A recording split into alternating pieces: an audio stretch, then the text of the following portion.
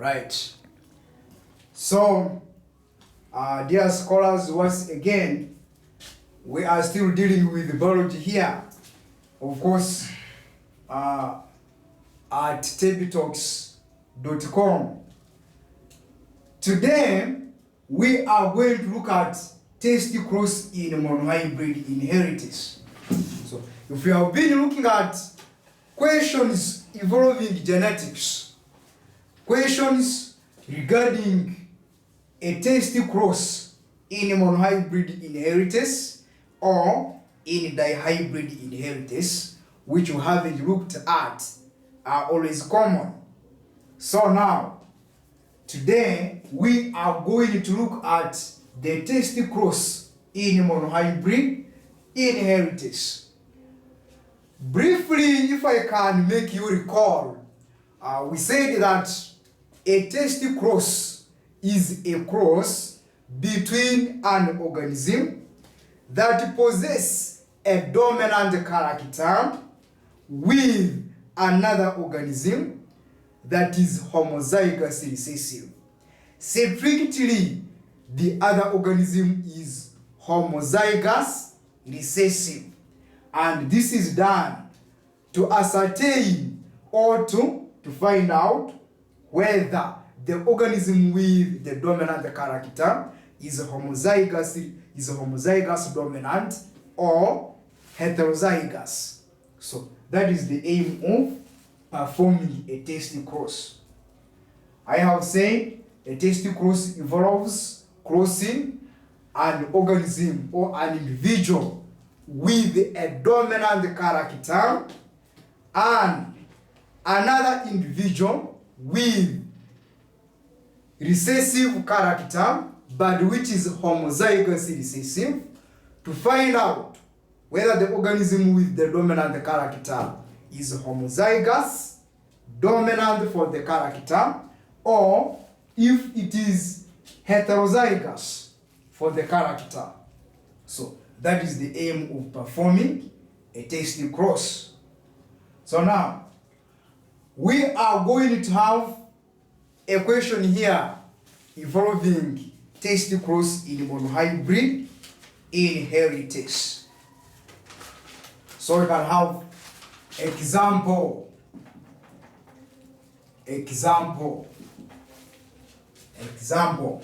And you can write that in fruit fly,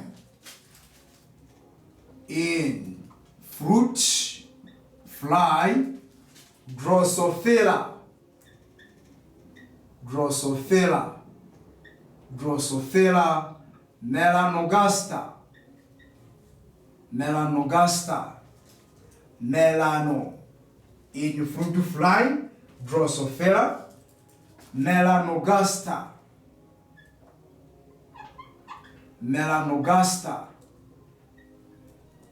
Drosophila melanogaster.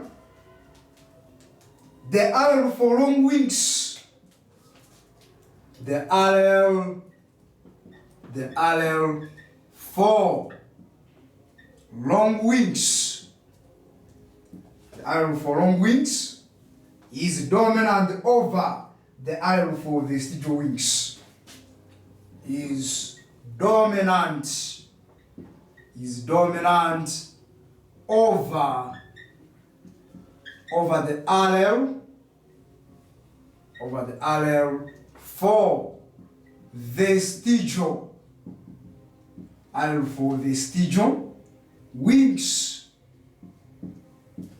allele for vestigial wings.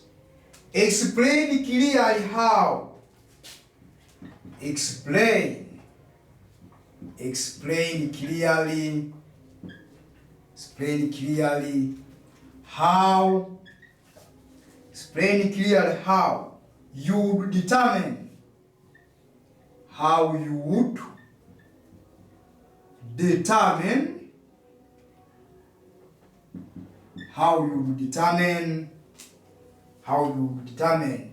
whether the fruit fly is homozygous. Whether. Don't write whether. Say whether the fruit fly, whether the fruit fly is homozygous for long wings, is homozygous for long wings, homozygous for long wings, or heterozygous, or heterozygous, or heterozygous, or heterozygous, and say 10 marks. 10 marks. So that is the question that we are going to answer. In fruit fly Drosophila melanogaster, the allele for long wings, the allele for long, the allele for long, the allele for long wings, allele for long wings, allele for long wings is dominant over the allele for vestigial wings. The word vestigial simply means short wings.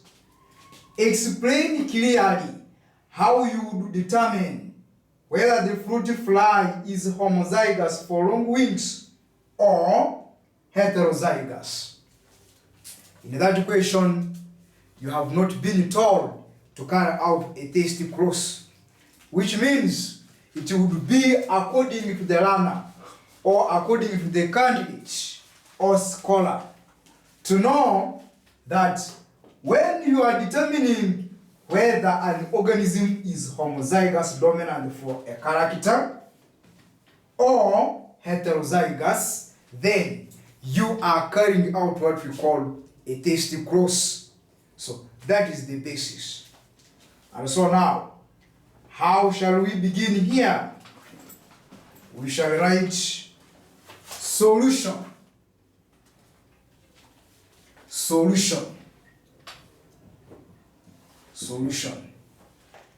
We shall first select probably capital L to represent the allele for long wings, and then small l to represent the allele for vestigial or short wings. Remember that in most of the cases, when we are talking about a Drosophila melanogaster, then we are dealing with dihybrid inheritance, and particularly in a subsection called lineage. So, but remember that at the moment, we are still dealing with monohybrid inheritance. And this is typically a question about test cross involving monohybrid inheritance. So we shall say, let capital L represent the allele for long wing. Represent the allele for long wing. Then also let small l represent the allele for vestigial or short wing.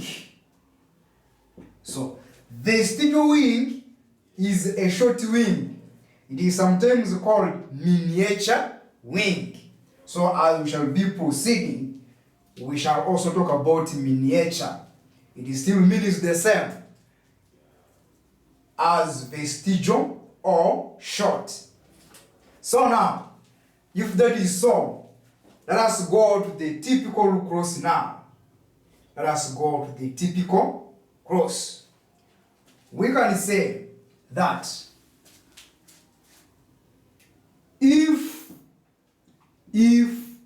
the organism, if the fruit fly with long wings,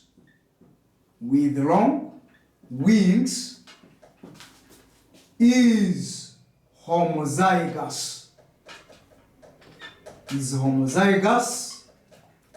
Then, so we shall have two possibilities here, or two crosses here. The first case is if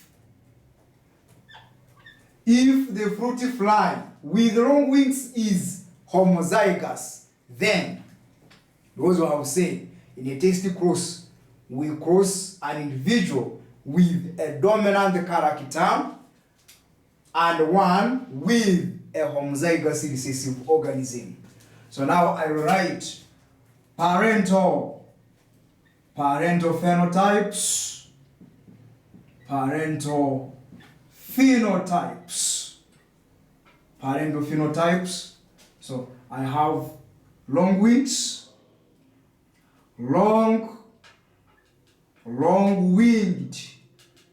long-winged Drosophila.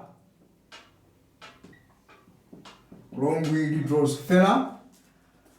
We are crossing it with, or we are mating, we are carrying out mating of long-winged Drosophila and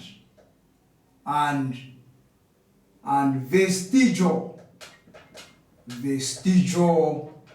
winged Drosophila.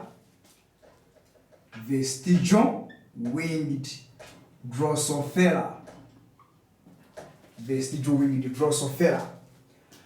Now I will say the long-winged Drosophila in the first case is homozygous. Thus, it will bear what we call the identical allele for the dominant character, which is the long wing. Thus, parental genotypes, that is 2N, which means that they are diploid. So this one will be LL. Strictly, these are capital L's. We are crossing it with a vestigial winged Drosophila, which is homozygous recessive, small L's. Note the difference on the board between my L's. Now I've said, in accordance to the Mendel's first law of inheritance, the genes undergo segregation to form independent alleles. And thus, genes will segregate, or the genes will separate, of course, during meiosis to form independent alleles, as shown here. So we shall have capital L, and we put them in a ring. They are put in a ring, as shown here. Also, we still maintain our cross symbol even up to that level.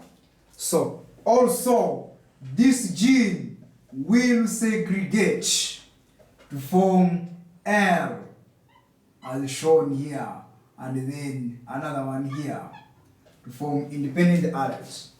We have said that one happens during meiosis.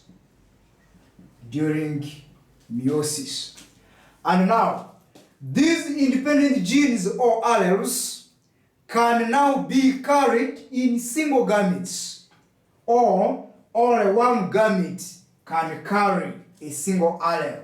So we have gametes at this stage or at this step. Gametes which are haploid in nature because the genes have segregated. So now, following is now fusion, and the fusion or the fertilization is random, meaning that there is no order.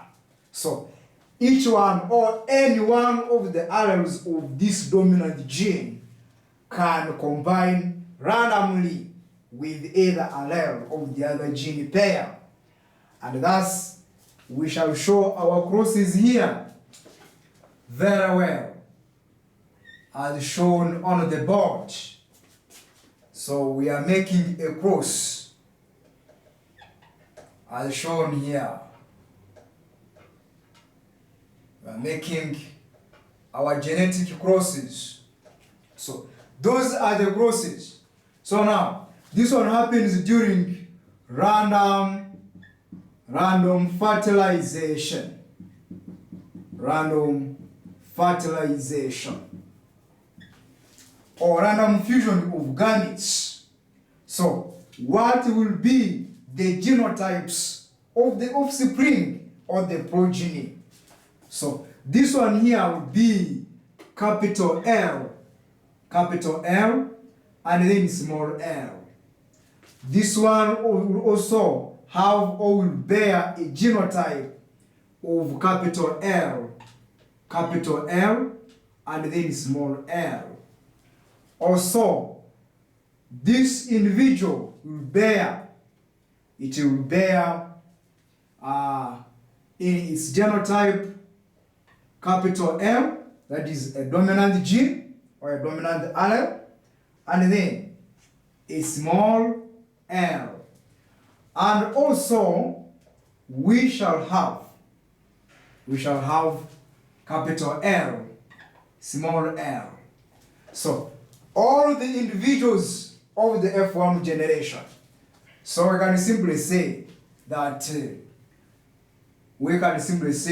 offspring, and write offspring genotype,